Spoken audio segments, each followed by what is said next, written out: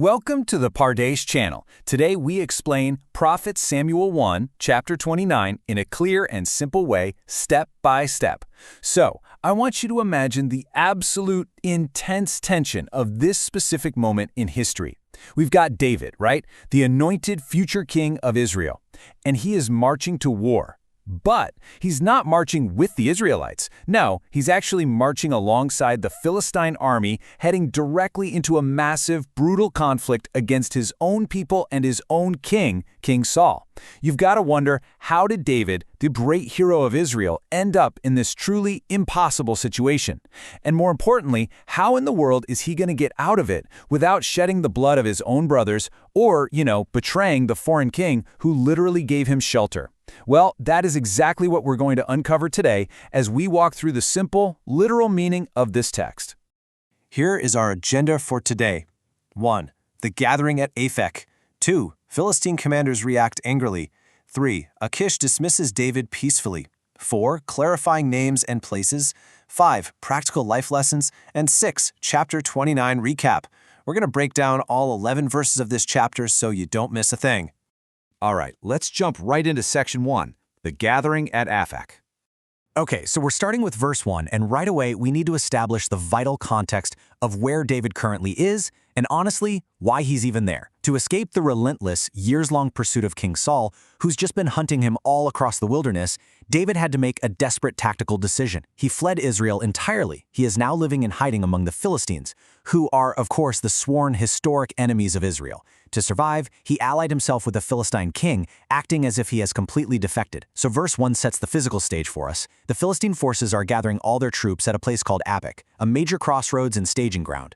Meanwhile, the Israelite army, led by King Saul, has set up camp by the spring in Jezreel. The Jezreel Valley is this wide, flat plain. It's the absolute perfect terrain for the Philistines to use their iron chariots. So you can feel it, right? A massive, decisive battle is looming. Now let's look at verse 2, which paints this highly dramatic, really cinematic visual. The Philistine rulers, the lords and commanders, are marching out with their military units organized by hundreds and thousands. I mean, this isn't just a mob. This is a highly disciplined, terrifying ancient military parade. But look at the back of the procession. Marching right at the rear, serving as the personal rear guard for King Achish of Gath, are David and his 600 battle-hardened men. David is literally caught in a trap here. He is embedded at the back of an enemy army marching to destroy his homeland. Sure, the rear guard is a position of immense trust from King Achish, but it places David on a direct collision course with his own destiny. That brings us to section 2. Philistine commanders react angrily. As you might expect, David's presence does not go unnoticed. In verse 3, the other Philistine commanders spot David and his men. They immediately halt the march and demand of King Achish, "What about these Hebrews?" Or essentially, "What are these guys doing here?" Achish steps up right away to fiercely defend David. He tells them, "Is this not David, who is an officer of Saul, king of Israel? He has already been with me for over a year, and I have found no fault in him." Achish is totally convinced that David's defection is permanent, using his flawless track record as proof. But, as we see in verse 4, the commanders are absolutely not buying it. We have a stark contrast here. On one side, Achish has complete trust. On the other side, the commanders are furious. They demand Achish send David back, and honestly, their fear is completely logical. In the ancient world, defectors turning coat mid-battle was a massive tactical threat. They argue, if David goes into battle with us, he's just going to turn against us in the chaos. They're like, how better could he regain his master's favor than by taking the heads of our own men? To them, David is a ticking time bomb waiting to strike from the inside. And to really cement their point, the commanders bring up David's past in verse 5. They sarcastically quote that famous Israelite victory song, asking, "Isn't this the David they sang about in their dances? Saul has slain his thousands, and David his tens of thousands." I love this detail because it shows how this song was basically a viral hit back in the ancient Middle East. Everyone knew it. It celebrated David's incredible lethality against the Philistines themselves.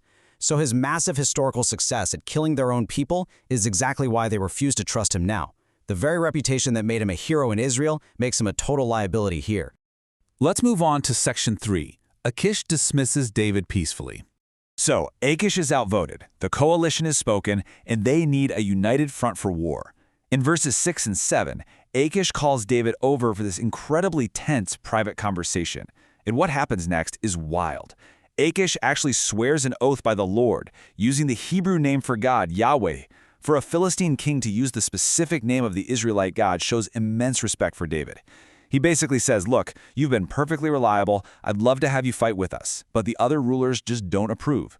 So he commands David directly to turn back and go in peace, desperately trying to avoid a civil war in his own camp.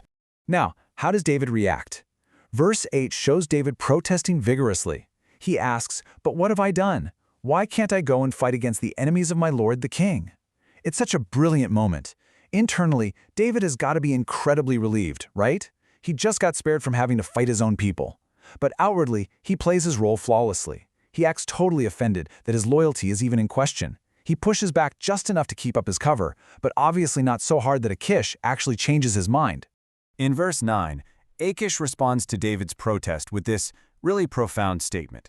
He says, "I know that you have been as pleasing in my eyes as an angel of God."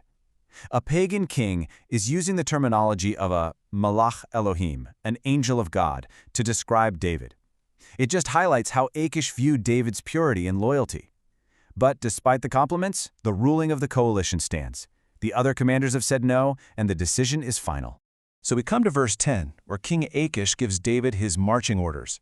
The steps are super clear. Step 1, get up early. Step 2, gather your men. Step 3, leave as soon as it's light. The urgency here is paramount. Achish wants them out of there at the very crack of dawn, before the battle starts and before the other lords can get paranoid and assume David's plotting something. A swift exit keeps everyone safe. And that wraps up our step-by-step of the narrative in verse 11. David immediately obeys. He and his 600 men get up early and head back to the land of the Philistines, way off the front line. Meanwhile, the mighty Philistine army advances forward up to the valley of Jezreel to face Saul. The physical separation is complete. That immense, impossible tension is finally broken. Section 4. Clarifying names and places. Real quick, before we get to the life lessons, let's just clarify the geography and names we just talked about. First, Aphek and Jezreel. Aphek was further south, a classic gathering point for the Philistines. Jezreel was way further north, deep into Israelite territory. Visualizing that sheer distance helps you grasp the massive scale of the troop movements here. This wasn't a small skirmish. They were marching steadily north for an absolute all-out war. Then we have Achish. He's the Philistine king of Gath. And the irony here is just off the charts, because Gath is the actual hometown of Goliath, the giant David killed years earlier. Yet against all odds, this king is the very guy giving David a safe haven from King Saul. It shows just how deeply Achish believed David had cut ties with his past. And finally, the term Hebrews, or Ivrim in the original text. We saw the Philistine commanders use this aggressively. It's an outsider's term, literally meaning those from the other side of the river. By asking, what about these Hebrews, the commanders were heavily emphasizing that David and his men were absolute outsiders. It was an us versus them label meant to prove they could never be fully trusted. Moving on to Section 5, Practical Life Lessons. So what can we actually take away from the Peshat, the simple meaning of this text? Here are 3 things. First, navigating impossible situations peacefully. David didn't panic, he didn't pick a fight, he just maintained total composure. Second, the lasting value of a strong reputation. Your consistent character speaks volumes. I mean, David's flawless behavior over the past year made an enemy king fiercely defend him. And third, recognizing divine providence in rejection. I really want to slow down on that last point because it is just so profound. Sometimes a harsh rejection is actually protection from an impossible conflict. Think about David's situation. He was completely trapped. If he fights for the Philistines, he slaughters his own people. If he turns on the Philistines, he betrays the guy who gave him refuge. He had 0 good options. 0. But through the angry, aggressive rejection of those Philistine commanders, David was cleanly removed from the mess. What felt like a brutal dismissal was literally his salvation. Finally, Section 6, Chapter 29 Recap.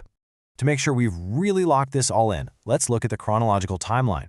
On day 1, the massive armies gather at Aphek. On day 2, the commanders spot David, freak out about his dangerous history, and force Achish to dismiss him. And on day 3, David and his men get up at the literal crack of dawn and leave peacefully, totally separated from the impending war. It's an incredible story of a peaceful exit from the very brink of disaster. But where does David go now? And what exactly is waiting for him when he finally gets back to his camp? Well, you'll have to find out next time. Thank you for learning with us. If this helped you understand the chapter better, like, subscribe, and join us for the next chapter.